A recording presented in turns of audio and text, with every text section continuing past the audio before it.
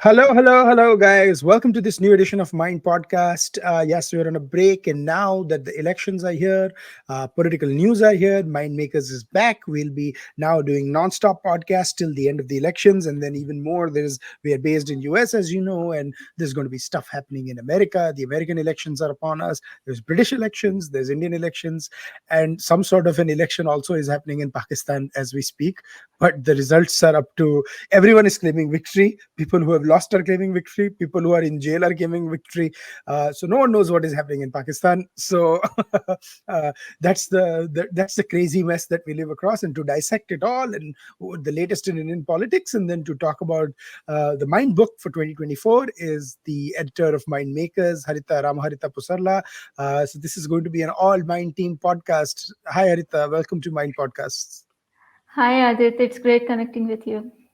Yes, absolutely. Been so long. So before we get into the mind book, and we'll reserve the best for the last. So we'll talk about the book, the last, and how Harita came about with it, and what the effort and stuff was.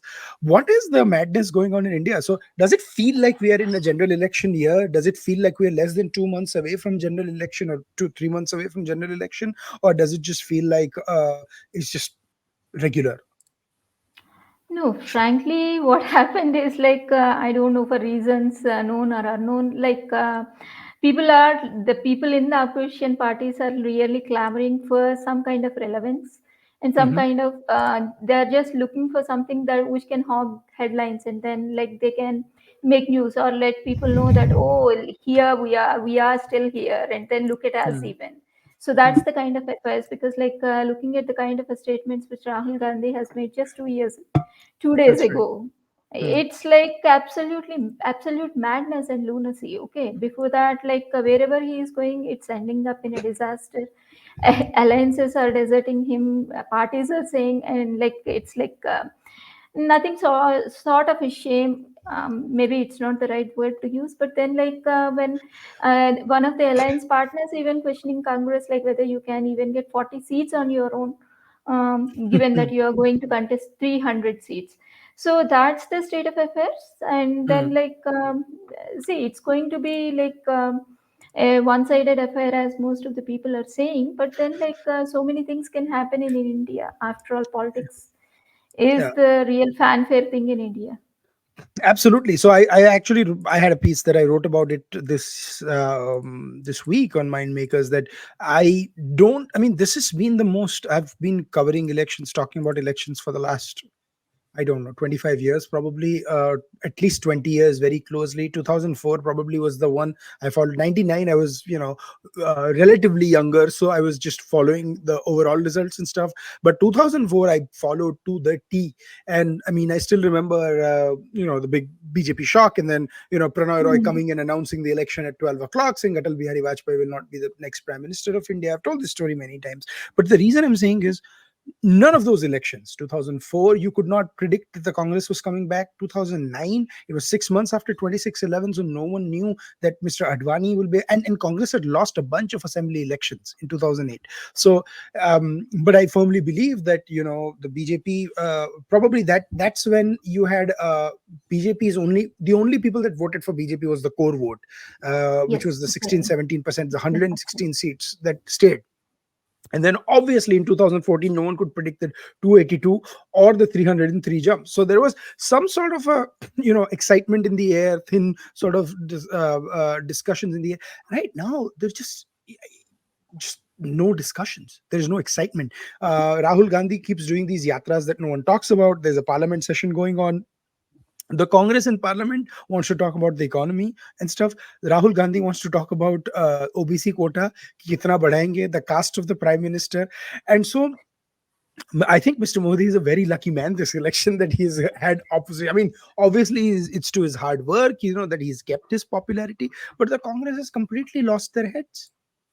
Exactly, because in the 21st century, and then on one hand, when Prime Minister is saying that we are going to be the third largest economy. Rahul Gandhi, on the other hand, keeps harping about caste because Hmm. nobody is really interested in caste. Because why I'm saying this is because, like, even in the state of Bihar, when they have brought out the caste census, nobody was least bothered at looking at it or even analyzing it, and then taking up any kind of measures. And then Nitish has, after coming, after like coming out of Mahagarbandhan, has said like it's upon insistence of Rahul Gandhi that we went ahead and then did this caste census.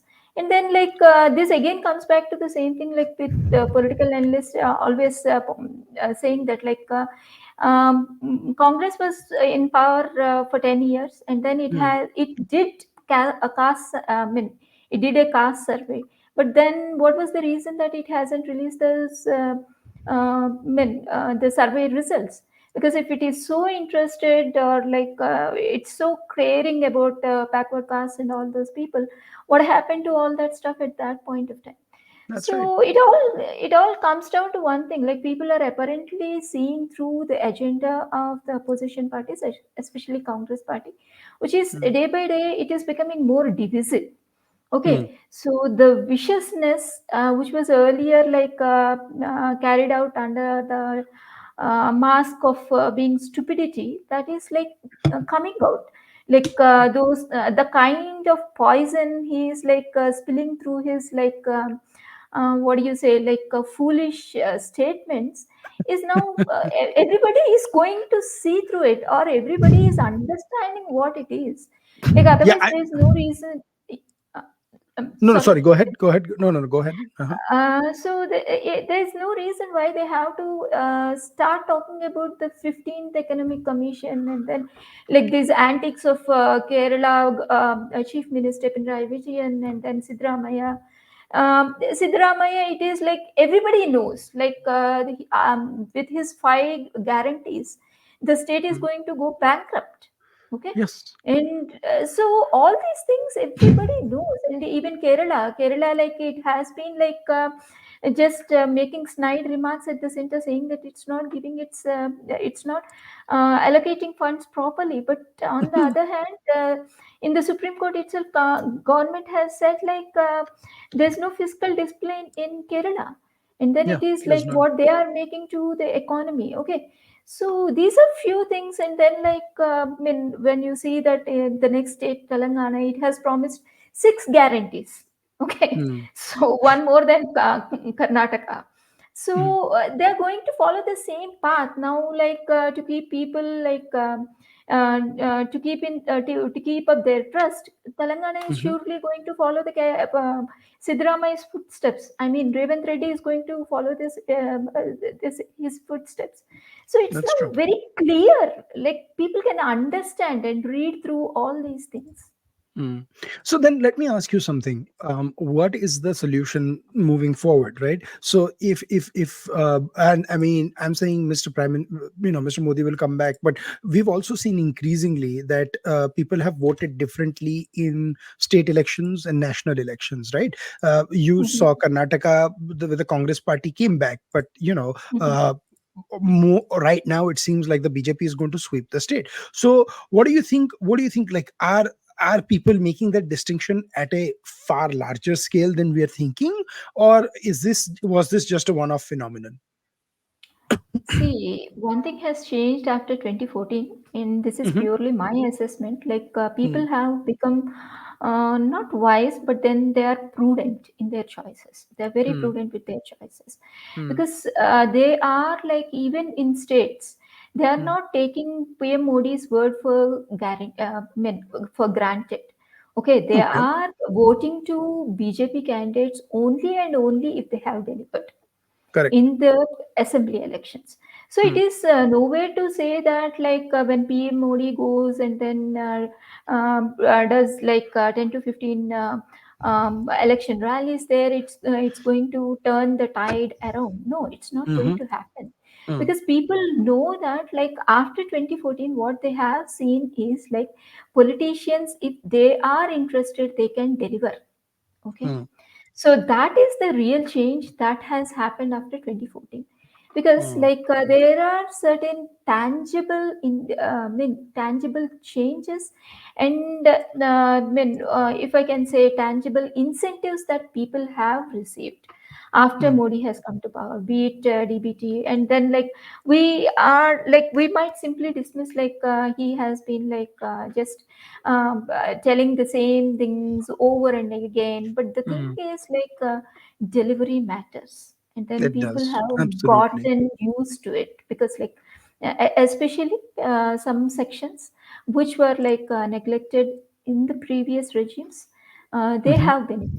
The Mm. Awas Yojana, Mudra loans, and things like Lakpati Diti.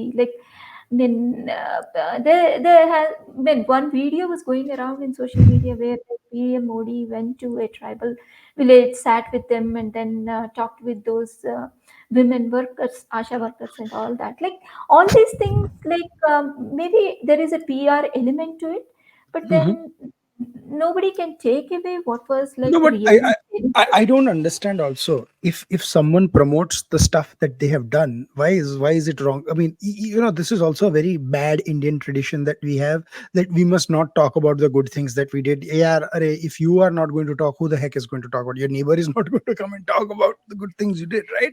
So that unfortunately is a sort of a bit of an issue that we are facing with our Indian sort of society or societal mentality as well. No, I'll tell you one thing. Okay, Mm. when people have gotten used to hearing all these things from those established voices, Mhm. so-called ecosystem. Mm. So Mm. until unless the ecosystem really says that okay, Modi has done it, there are certain Mm. sections of people who would say that whatever Modi or BJP is going to say, it is false. They are not going to Mm. believe it. That is the extent or the level of influence that this ecosystem had on India and continues to have in India. Mhm. So Mm. until unless one of them comes up and then acknowledges, the rest of them won't fall silent. Meaning to say that Mm. if he or she comes up and says that okay, we acknowledge this, then the other opposing voices will fall silent. Mm. So So then that has been the state of affairs. Yeah. let me put you a controversial counterpoint, right?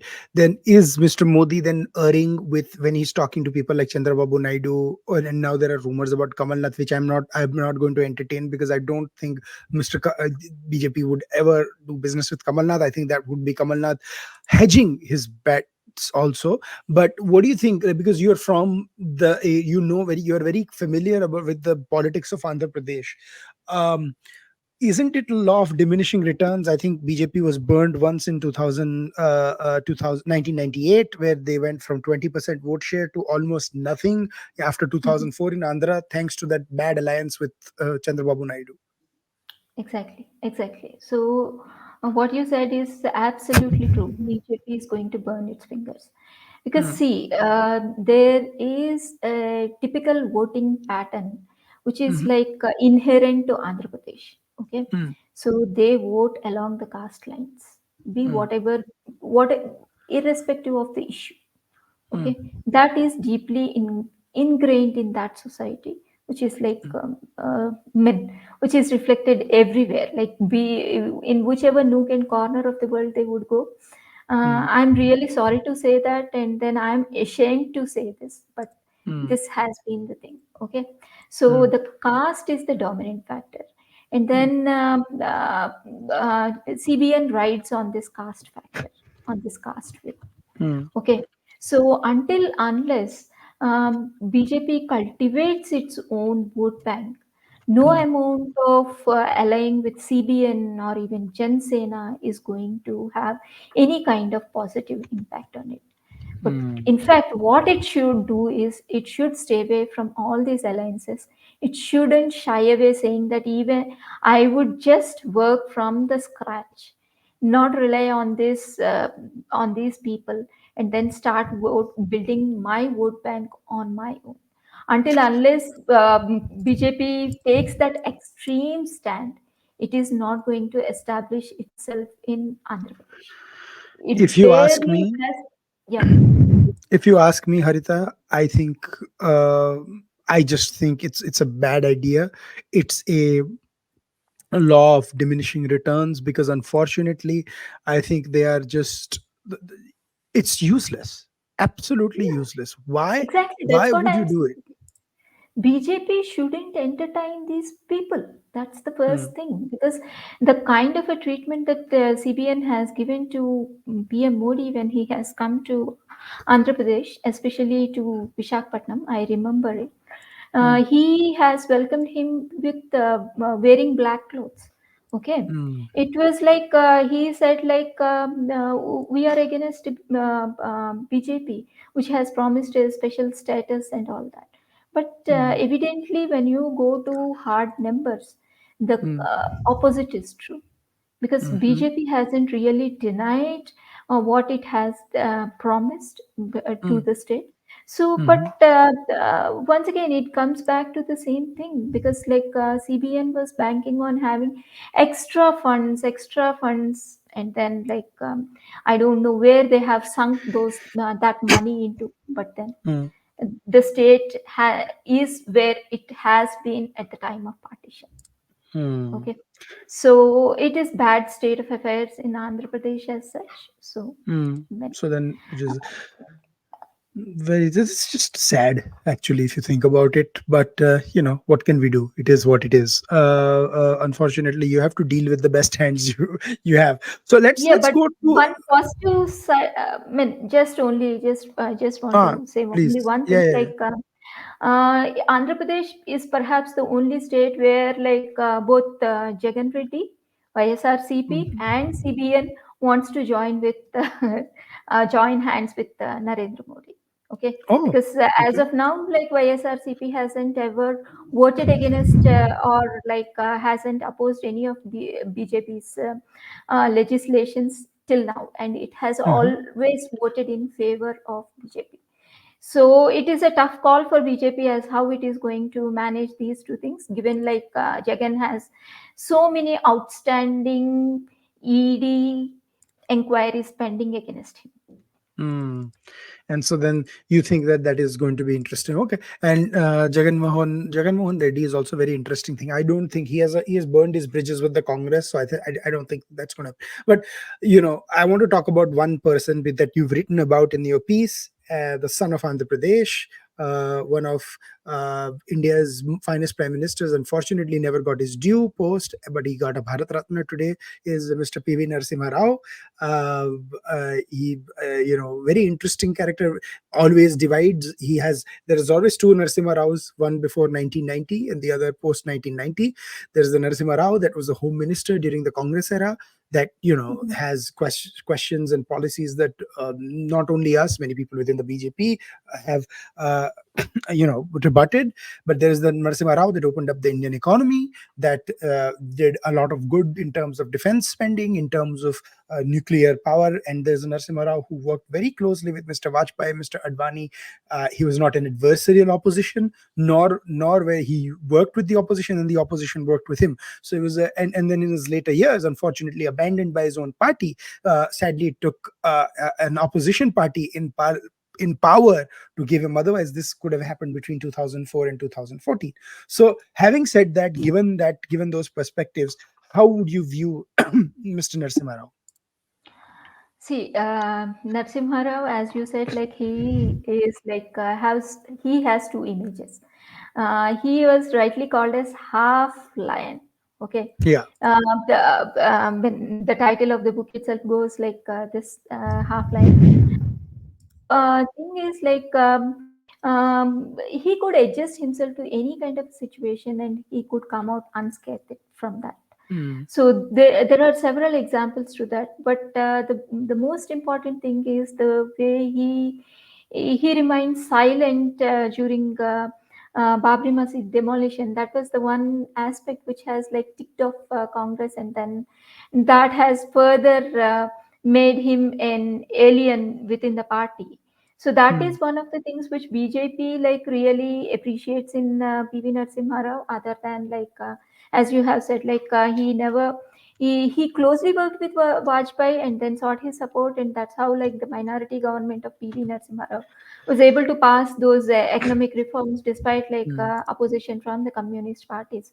So that's one aspect of it. But another thing is like he has been an intellectual. He was called as Apara Chanakya because he mm, had that kind of a political acumen, and then he has been a brilliant strategist.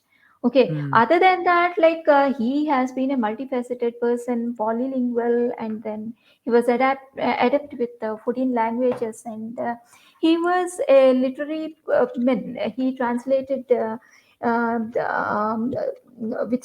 Satyanarayana's Veyi Padagalu. That is one of the mm, most important readings in like Telugu into Marathi. mm, So mm, that was the kind of scholastic abilities he had. So he was all in one, but unfortunately he wouldn't allow himself to turn into a puppet or like work to the whims and the fancies of the establishment. So mm. establishment here in the sense the first family. The first So family, absolutely.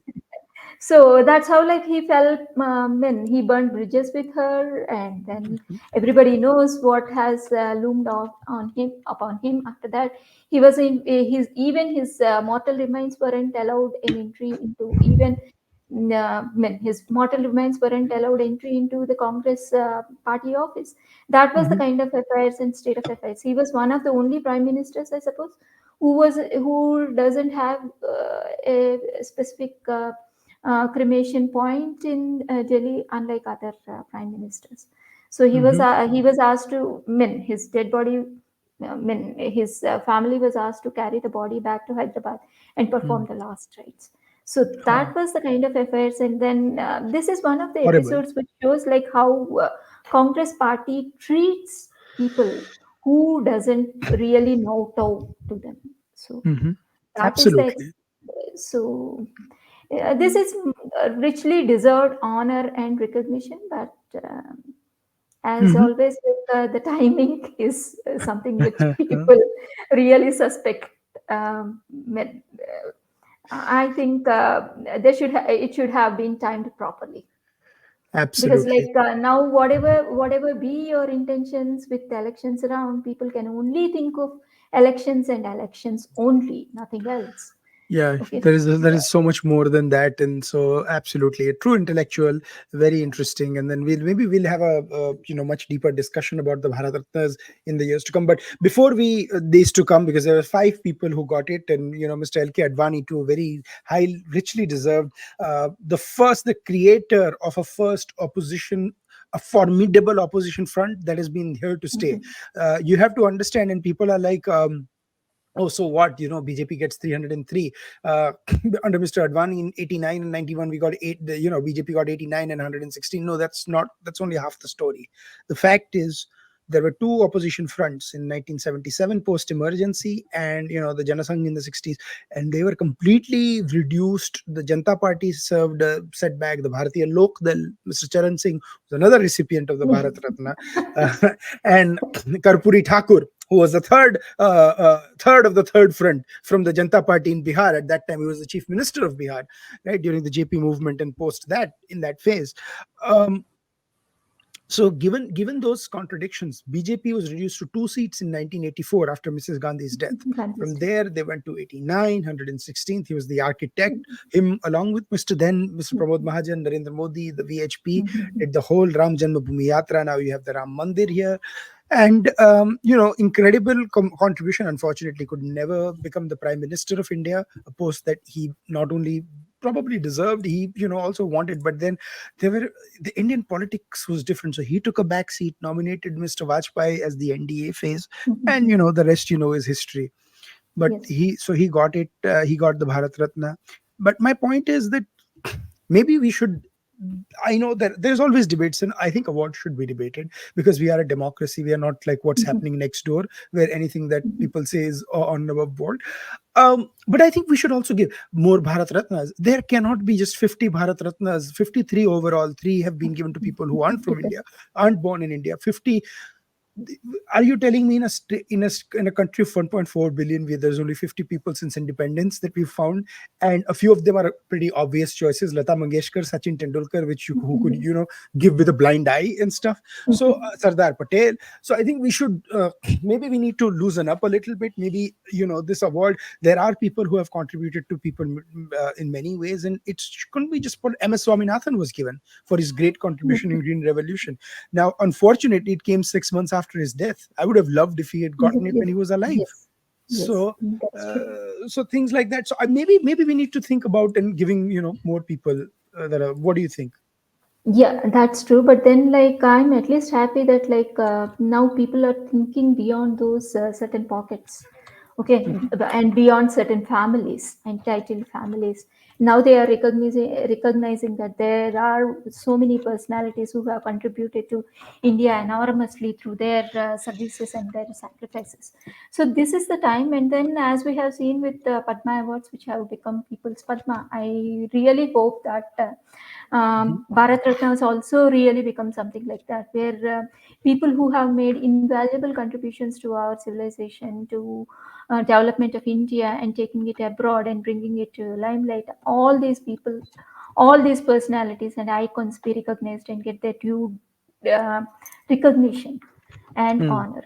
So that has been pending. But, again, it all comes back to the same thing. Like, see, till 2014, like how much ever you want to discredit Modi, but something has changed after 2014. Hmm. We can't Hmm. deny Absolutely. that. The way things have been happening, and then the way people are getting recognized, and the way the aspirations of the people are put to the forefront, or they are given more importance, is something which has really changed. Okay, so that kind of a positivity Undoubtedly. and positive energy has been infused after 2014. So, Hmm. like, I think when BJP should maintain this tempo and then continue honoring people, the deserving people, and then recognize their services of people from every nook and corner of the country. So there Hmm. are so many unsung heroes in India. We don't have Correct. dirt of them. We just have to recognize them, and I think they should be. They shouldn't be really so shrewd, because, like, with these five recent Bharat Ratnas, no doubt, BJP has consolidated its vote bank in different. Hmm. Whatever. While the intent is, I can't take away their genuine intent and then say that it is totally politically motivated, but then Hmm. timing matters. Okay, so Absolutely. that is one thing, like, I think BJP should be cautious about. Like, when they are doing certain things, people should immediately think that it has come genuinely. Okay, Hmm. not like with some kind of a motivation behind Yeah, that. I mean, I agree with you. Like, this could have probably been given at any time of the year, right? Why do it today? It's a very legitimate point that you raise, right? Why do it today? Why not do it later and stuff? And maybe maybe that is a question that needs to be answered, so to speak. And so hopefully, we get answers on that. One does hope so, but all good points, all very good points, Haritha, that you mentioned on on the whole Bharat Ratna question.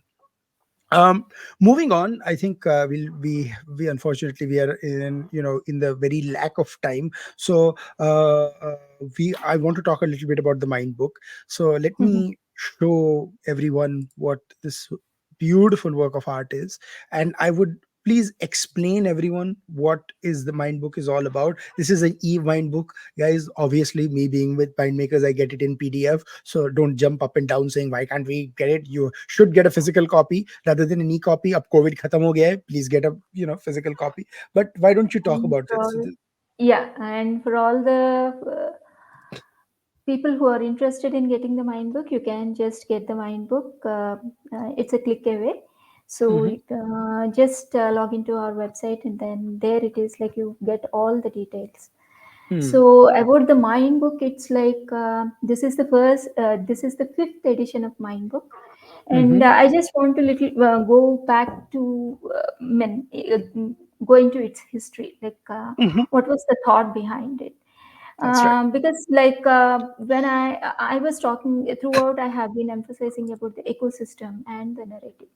Okay, Mm-hmm. most of us talk about ecosystem and the narrative, but then like Mm-hmm. narrative is not built in a day. It has to be Mm-hmm. constantly nurtured, and work has to be done on it. Like how you build up how we build our voices and how we strengthen it. And then That's it is not only a unidimensional thing, it should be a multidisciplinary thing and multidisciplinary dimensional aspect as well.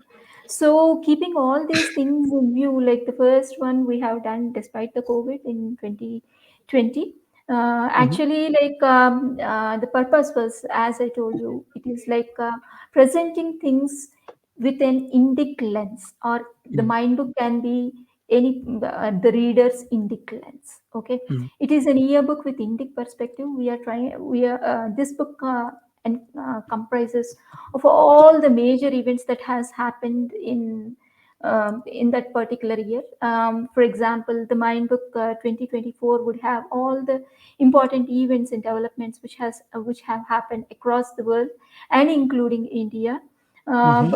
in 2023. So the previous year's work would be published in like 2024. So what are the things, or what you can look for in Mind Book is like briefly the country profiles, like which Mm-hmm. is going to be an interesting thing. But then here we have a twist to the country profiles, that is like we include information about Indic temples, meaning to say that like Hindu temples, Gurdwaras, Buddhist temples, Jain temples, all these things. And then And like including places to visit for food including and stuff as well, because a lot of yes, people have a lot of questions about food and everything. and most of them are like the places where you find Indian cuisine. Those are the things. This is to say that like India is not restricted to just India or Indian subcontinent. Wherever Indians are, like they have been entrepreneur, and then they have That's been right. spreading our culture, our cuisine, our everything related to India. So Truly. that is one Absolutely. part which we wanted to highlight. The other thing is like a chronology calendar of events that have happened in India and across the world. Then you have like an overview of all different aspects, as I have been telling, like it needs to be multidimensional. So we have different chapters on politics, current affairs, foreign affairs, and Hmm. military and strategic affairs, history and culture. With some History, people like P.R. Shankar, Professor yeah, and then like Mukul Asher. it's not like only a single person writing this, but then experts in various fields and then renowned personalities have like penned articles for us, and then we have collated them and brought them together. All these things, or most of them, are published on like our website, but then we provide platform to the other portals as well. Like we regularly publish some of the viral articles from e-Samskriti as well. Along with this, Mhm. we showcase the works of like the dharmic warriors who are less known. Like the previous edition, we have talked about poetry in stone, that is Vijay Kumar, who has been instrumental in bringing back several of our idols which have been stolen from India. Mhm. Okay, Mhm. so those are the things which we showcase, and this year we have like a center spread on Indian mathematics by like Chandrahas Halai.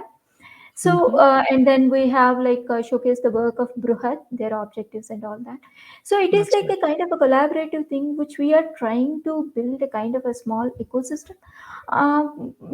We are not actually building it. The existing ecosystem which we are trying to showcase through our book Mhm. and let people know that these are the people, silent warriors who are working on the ground, and then like we need to That's recognize right. their efforts.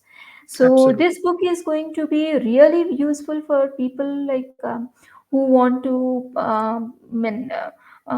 people preparing for competitive exams, and also like knowledge enthusiasts, and like Mhm. really history buffs, because like we our history and culture chapter is really very unique, because like we are bringing out select pieces about Indian history, in the sense like about Marathas, and also the research, the Indian chronology research which people have been Hmm. doing. That is Yeah, another aspect of it.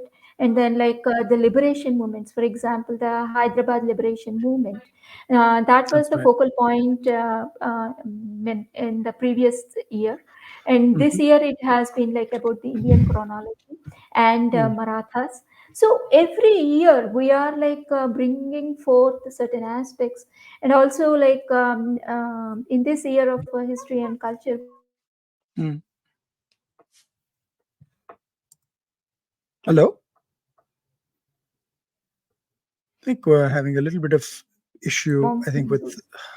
Yeah, Yeah. sorry, you just broke up for a second, so that's fine. I mean, but I think to sum up, what it's basically, and I'm going to share again. I'm going to share the screen again. First, I thought it was my thing that was giving an issue, but I want people to see. So it's basically everything from military strategic affairs, and you can see the absolute. It's a 650 647.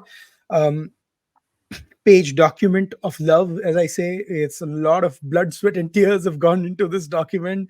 Lots of fascinating analysis, great people, meetings, discussions, and you can see everywhere. I mean, there's some beautiful graphics, some beautiful pictures, and I would highly recommend please getting the printed version of it, because you want to do it. It's a great reference book. People who are preparing for things like the UPSC, it's very helpful for you guys as well.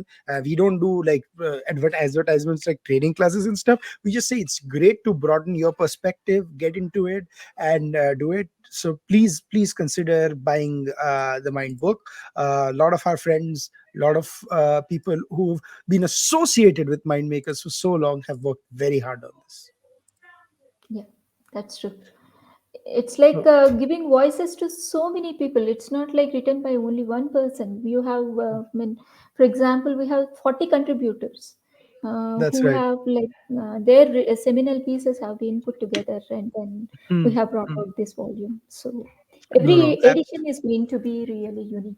Yep. Absolutely. And I urge everyone to, do that and stuff. And please, if you have any questions, we're definitely going to tag Harita. We're going to tag about the Mind Book on the Mind Makers Twitter feed, Facebook, on the Mind Makers portal. You're going to find a lot of options for the Mind Book. So please consider subscribing. Please consider reading about it. And please write to us about it. We would love to hear what you have to say about Exactly. this. So, with that, we're going to wrap up this edition of my podcast. But before we wrap up, we are going to definitely talk about our recommendations this week. So, Harita, any recommendations you have in terms of what to watch, what to read that is non political? See, I've been reading. See, after this Ram Janmabhoomi, I mean, after this consecration of Ayodhya Ram Mandir, Mm, I've been mm, more into what is so unique about what sets Indian religions apart from Abrahamic religions. mm. So, exploring that, I have started reading a book, The Darkening Pages. Mm. And then I please recommend this book to everybody who wants to understand what sets Indic religions apart from the Abrahamic religions. It's for our Got own it. understanding and for wider perspective. So that's one thing that is written by Catherine Nixie. Okay. It was published in 2018. So that is my recommendation for this point. Fascinating, fascinating. Those are terrific and indeed great recommendations. My recommendation this week would be a show that I watched called A Small Light. Over here, it's available on Hulu and Disney Plus. I'm pretty sure in Hotstar in India. It's about the Otto Frank family and how they were saved for 2 years by Meep, his secretary, and her husband Jan in Netherlands. Uh, Everyone's heard about Anne Frank, right? But what was the Anne Frank story? And how they Yes. managed to do it, that's what it's about.